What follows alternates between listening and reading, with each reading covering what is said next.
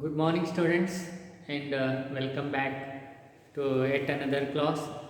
In the previous class, we were discussing about the first chapter, that is the living world, isn't it? So, yesterday we discussed about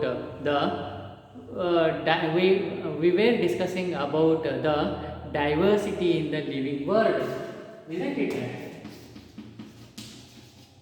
Diversity in the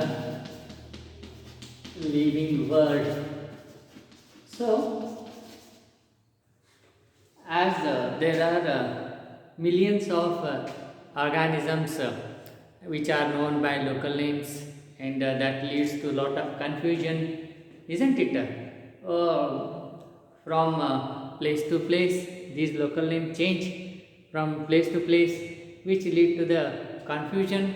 So that is why there was a need to standardize and naming of the organisms in such a way that they are known by the same name all over the world. Okay, so due to that, the naming that standardized naming was introduced. So that is known as nomenclature. Yesterday we discussed this, and so that has led to the giving the scientific name to the organisms. Okay, that what is that? Scientific name to the organisms. So biologists follow the principles to certain principles to give scientific name to the organisms. Okay, and these scientific names contain two components. Okay, and the first one is a generic name. Generic name, and the second component is a specific epithet.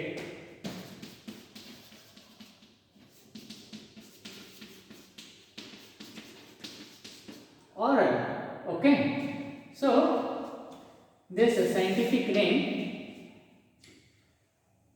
it scientific name, it involves two components, and the first component is a generic name. Components is nothing but two parts. So scientific name will be having the two parts, and the first part is a generic name, and it is nothing but a genus of that organism, and the second one is a specific epithet, that is nothing but a species. Okay, and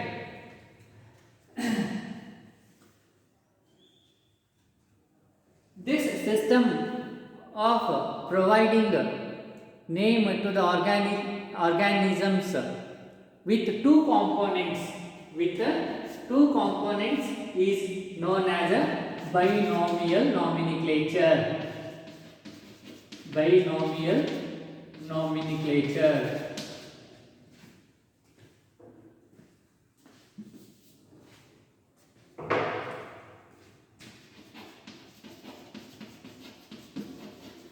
Okay, so naming an organism with two components, that is two parts, that is a generic name and a specific epithet, is called as a binomial nomenclature. I hope you are quite familiar with this, because we have already come across this word in our previous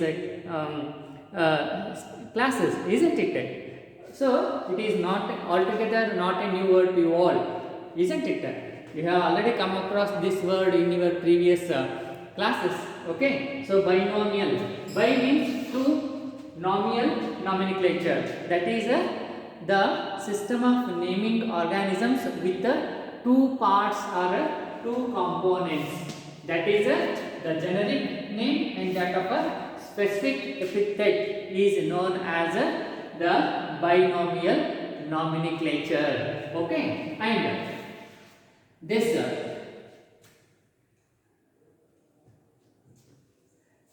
binomial nomenclature system of naming was given by Carolus Linnaeus. Okay, Carolus Linnaeus. Okay.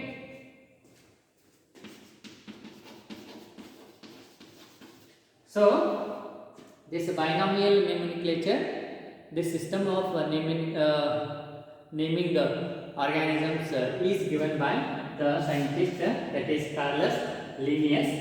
Okay, and further example for this binomial nomenclature, yesterday we have already taken this Mangifera indica. Okay, this Mangifera is a first component, that is the generic name of this plant, that is a mango, and indica is a second component, that is a specific epithet. So this is scientific name of this mango plant. That is scientific name, having two components. This is one and this is a second. First component or first part is a generic name, and the second part component is this indica is a specific epithet. So this system of naming an organism with two names is known as a binomial nomenclature. And this binomial nomenclature was introduced or was given by this Carolus Linnaeus. Okay, fine. And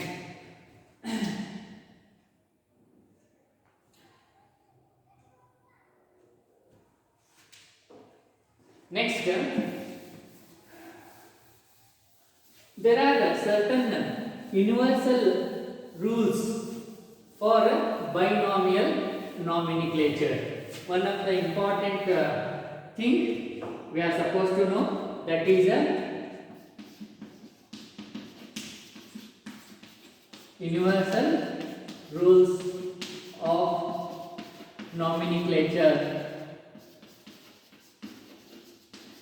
Okay, there are a set of rules which are accepted universally for this nomenclature, that is naming of organism, and they are known as a universal nomenclature, isn't it? Let us discuss one by one. Okay, the first one is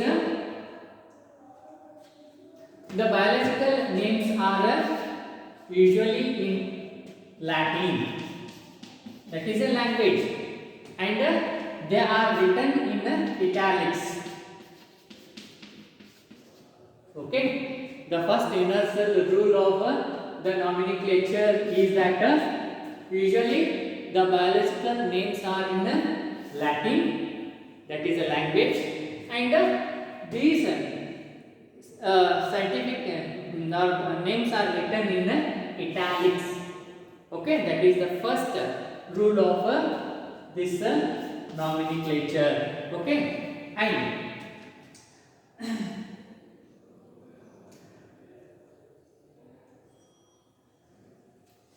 second rule is the first name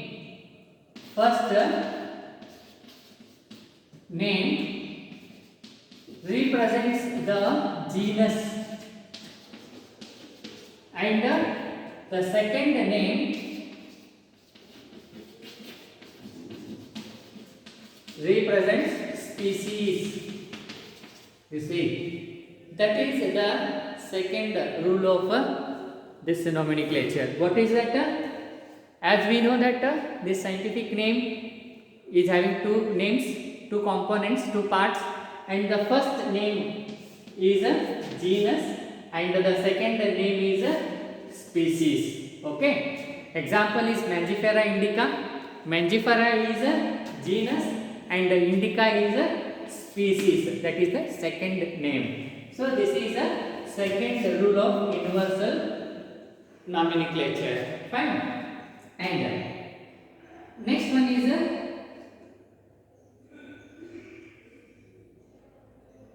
specific epithet. Species or it is a specific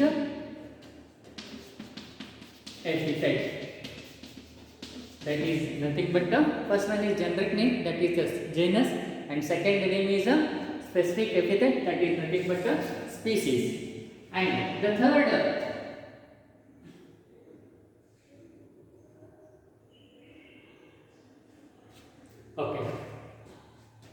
the third rule is that in the biological names or scientific names, if they are handwritten,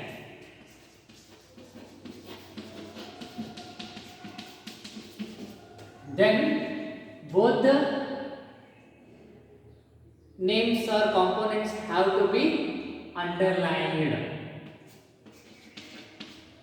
They have to be underlined.